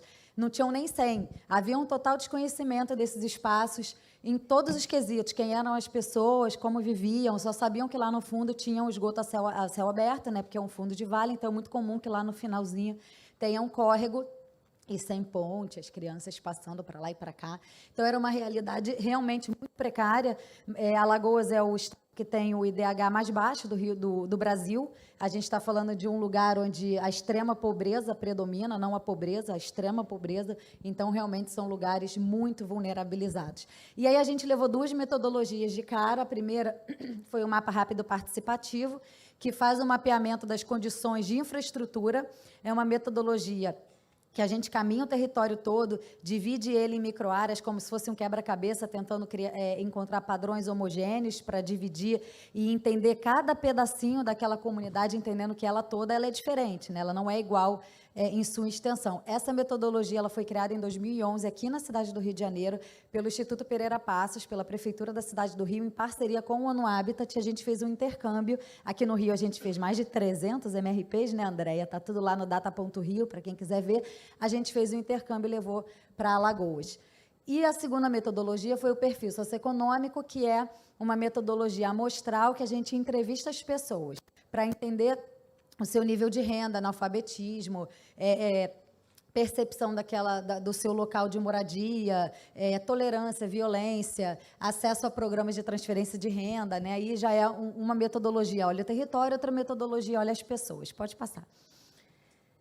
Aqui tem os principais temas, né? O MRP, a gente olha mobilidade, padrão das moradias, água, drenagem, saneamento, limpeza, energia elétrica, iluminação, enquanto no perfil a gente olha renda, educação, acesso a serviços, equipamentos e a percepção daquele assentamento, né? Pode passar. E aí eu trouxe aqui uns exemplos, né? A gente fez lá para todas as grotas em Maceió, aqui no Rio a gente fez para mais de 300 favelas do Rio de Janeiro. A prefeitura usa o MRP até hoje como uma ferramenta de avaliação do antes e depois, por exemplo, do PROAP, foi do Morar Carioca, né? Do Favela Bairro, enfim, Favela Bairro já não pegou. Mas de todos os programas de assentamentos informais da prefeitura, ela ainda usa o MRP. E lá em Alagoas a gente fez para as 100 grotas, que estão ali mapeadas, e a gente fez agora recentemente na área da região lagunar, que é a área que está tendo afundamento por conta da operação da Braskem, e toda aquela baixada em volta da lagoa está afundando, o que já gerou a saída de quase 30 mil pessoas, né? Foram removidas daquela área. A gente também fez esse mapeamento. Pode passar.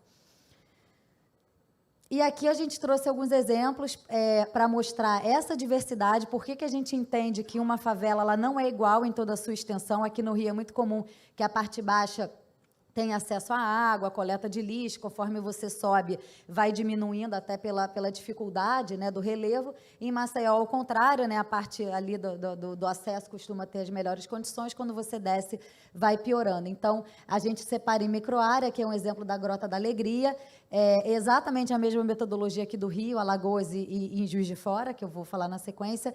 Aqui a gente dividiu as microáreas e eu coloquei um mapa de drenagem, de lixo e de condições de esgoto. A gente faz 11 mapas, 10 temáticos e um sintético, que resume, mais 20 mapas auxiliares, ou seja, eu quero entender por que aquela partezinha ali está vermelha do esgoto. Eu vou lá no mapa auxiliar e eu vejo o que está causando, se é um problema de cobertura, se é de frequência, se é de refluxo.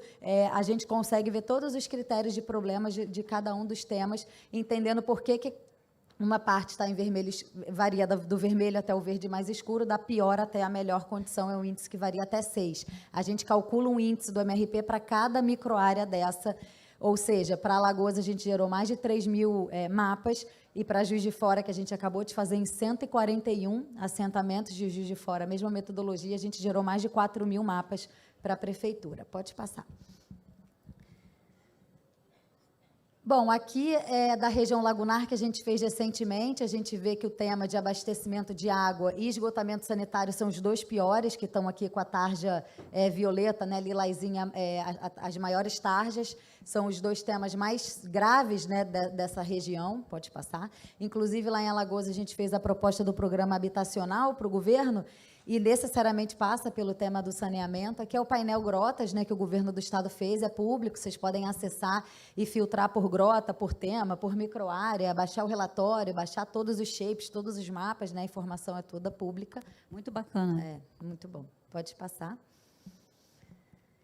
Bom, pode passar. Também só trazendo a experiência de Juiz de Fora, lá a gente fez nas 137 Zs, né, do plano diretor, mais 2 conjuntos habitacionais, mais 2 distritos rurais, a gente fez um teste da aplicação dessa metodologia em 2 áreas rurais, pode passar, chegando a mais de 20 mil domicílios, e o que a gente encontrou em termos de esgotamento sanitário foi justamente nessa pontinha, que são os 2 distritos rurais, a pior condição, em Caetés de Minas e Sarandira, que foram as únicas áreas com cor vermelha, então, realmente, é uma necessidade levar o saneamento para essa área. Pode passar. Aqui eu botei mapas por pelas macro-regiões, né? Não pelos 141 assentamentos. A gente fez por macro-regiões só para esse PowerPoint. O tema da água, então a gente vê ali uma área mais central na melhor condição, novamente a parte rural na pior condição em termos de abastecimento de água, mas é bastante bom em Juiz de Fora. Pode passar. Aqui é um resumo, então a gente também botou pelas grandes áreas, né? A gente vê que o tema da água é basicamente todo verdinho, o tema do esgoto, a área rural é bastante ruim, mas, em geral, esses quesitos não são tão mal pontuados em Juiz de Fora como são em Maceió, né, em Alagoas. Pode passar. Aqui são exemplos lá de Juiz de Fora, na comunidade Jardim da Lua, né, no tema da água, no tema da drenagem. A gente vê como que uma comunidade ela varia da melhor situação, que é o verde escuro, para a pior situação. Inclusive, em Alagoas, quando a gente começou a trabalhar lá, o governo do estado tinha recursos para fazer as obras em 40 grotas. E hoje eles estão já entregando quase 80 finalizadas.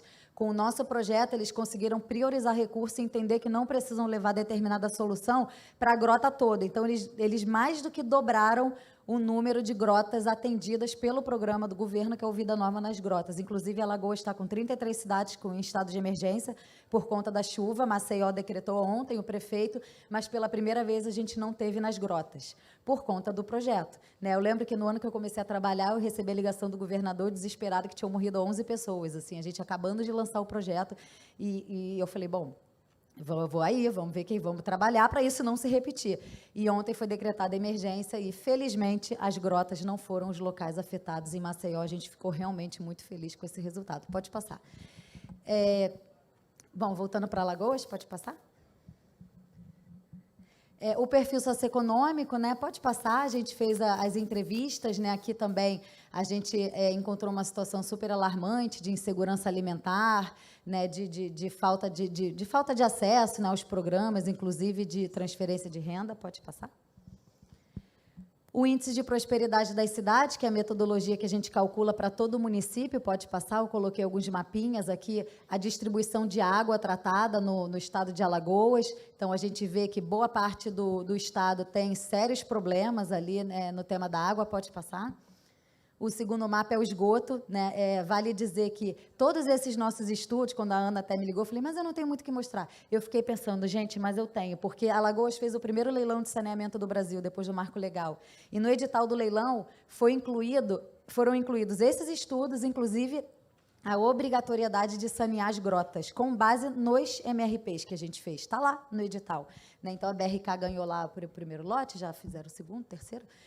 Mas os nossos estudos subsidiaram o primeiro leilão de saneamento do país. Então, não é pouca coisa. Assim. Tinha nada para contar. Não tinha nada, gente. Nada. O BNDES está aqui me mata. Vai lá, como você não falou isso? Eu falei, exato.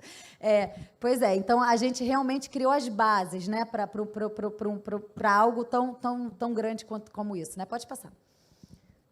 O de resíduos sólidos, a gente tem aí alguns focos, né, de muita dificuldade de coleta de resíduo, principalmente, mas, em geral, também foi o primeiro estado a acabar com os lixões no Brasil, né, foi Alagoas, então eles também ficam bem felizes com isso. Pode passar. Bom, o observatório, que eu convido vocês a olhar, é observatório.al.gov.br. A gente acabou de lançar na última reunião do PPA com a ministra Tebet lá e com vários outros ministros na reunião do PPA federal. A gente lançou o Observatório de Alagoas. Tem todos os dados, vocês podem filtrar por região de planejamento, município, ODS. A gente está replicando essa metodologia em Juiz de Fora e vamos começar agora esse mês em São Gonçalo, com a Prefeitura fazendo o Observatório de São Gonçalo.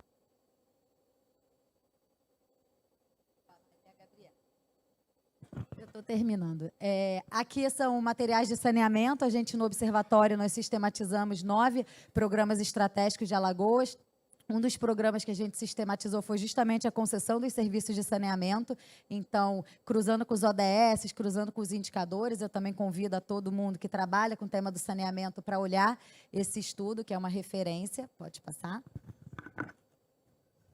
Aqui é um print do observatório, né? Então, aqui tem a população atendida com abastecimento de água, aqui com saneamento. Então, também vocês conseguem comparar Maceió com a região metropolitana, você consegue comparar com outros municípios. Tem um ranking aqui dos 5 melhores, dos 5 piores, né? Tem toda a memória de cálculo, conceito. Então, tem bastante informação que é útil não só para Alagoas, mas para qualquer outro estado e cidade. Pode passar. Na época da Covid, isso aqui é um exemplo que eu queria dar, né? Quando a gente leva essas metodologias, e até a Prefeitura do Rio, a Andréia está aqui comigo, quando a gente cria e pensa essas metodologias, a gente não tem assim, noção de até onde ela tem, assim, ela vai ser útil, né? E aí, quando começou a pandemia, as 2 áreas de maior incidência de Covid eram justamente as 2 áreas com maior número de grotas em Maceió. E não tinha aquele monitoramento que tinha aqui no Rio, né? Lá era muito mais difícil conseguir essa informação. Pode passar.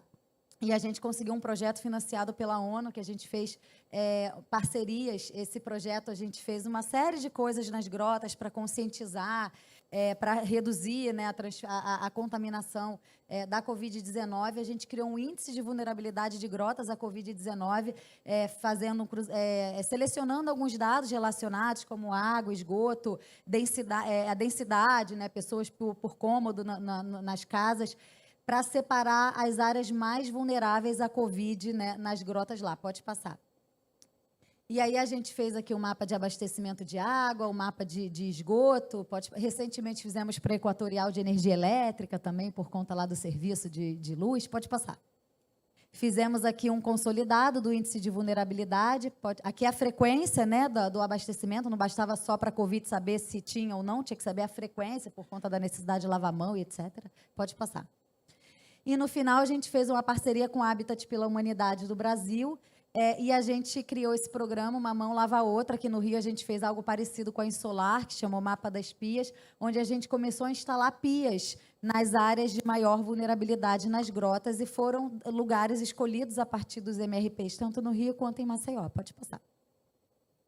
Né? E aí a gente fez lá em 10 grotas, né? Está ali a listinha, uma população de mais ou menos 25 mil pessoas que podiam agora lavar as mãos com água, com sabão e reduzir a contaminação. Pode passar.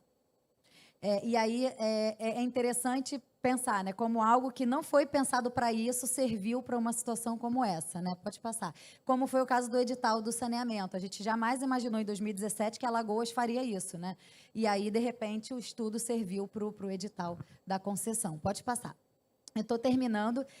Eu queria trazer a experiência do Rio, do programa Territórios Sociais. O programa Territórios Sociais, ele faz uma busca ativa das pessoas invisíveis. Inicialmente, ele foi feito num piloto nos 180 setores censitários mais complicados da cidade do Rio, a partir do cálculo do Índice de Desenvolvimento Social, que é uma metodologia criada pelo IPP.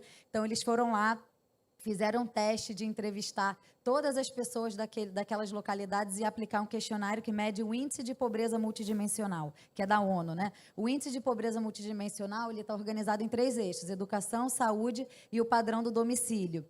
Eles fizeram essa aplicação, encontraram situações realmente muito precárias, foi na zona oeste da cidade do Rio, e a pedido do prefeito foi ampliado para 10 grandes complexos da cidade do Rio: Rocinha, Maré, Alemão, Penha, CDD, Vila Kennedy, Chapadão, Pedreira, Lins.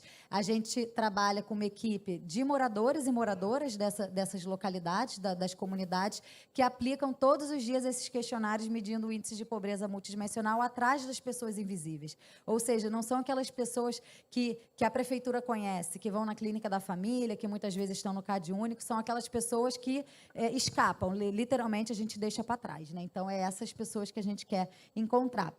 Recentemente, a pedido do prefeito, a gente ampliou esse projeto e agora a gente vai visitar 1.500.000 pessoas, Andréia, pessoas, né?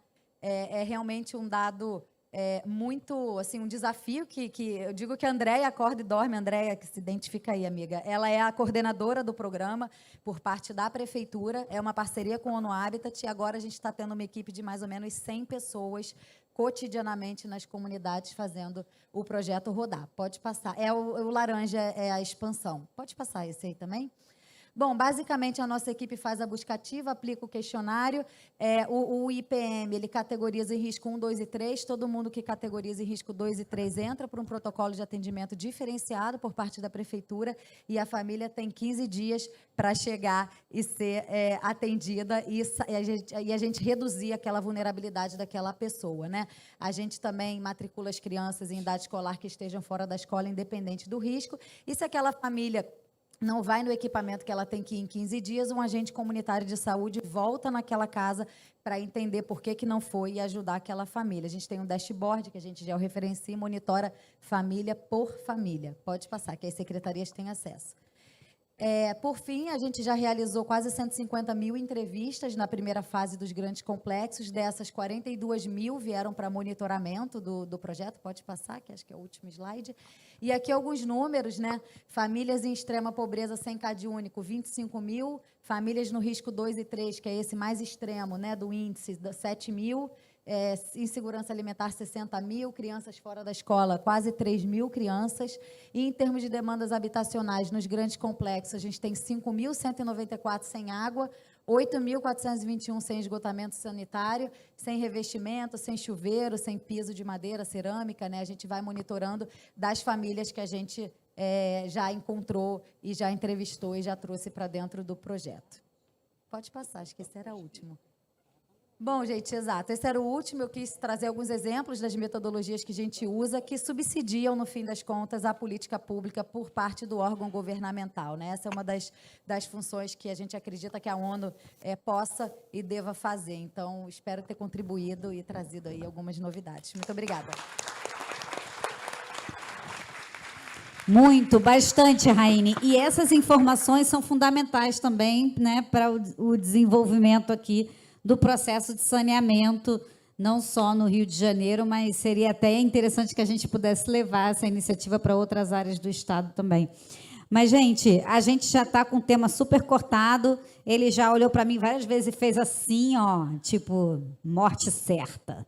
Estou brincando. Mas agradecer a todos vocês pelo tempo, pela paciência. Assim, a gente vê como é um tema complexo, né? Saneamento em favela, ele passa pelo social, ele passa pelo desenvolvimento econômico, ele passa pela educação, ele passa pela saúde, ele passa por diversos temas que são integrados porque é a vida como ela é, né? Não é uma coisa ou outra, né? Nós somos seres interligados e temos todas as nossas diferentes dimensões que precisam ser atendidas, especialmente em áreas irregulares, onde ainda carece muito desses atendimentos e dos serviços públicos. Então, tá aí os próximos 10 anos, né, Guilherme?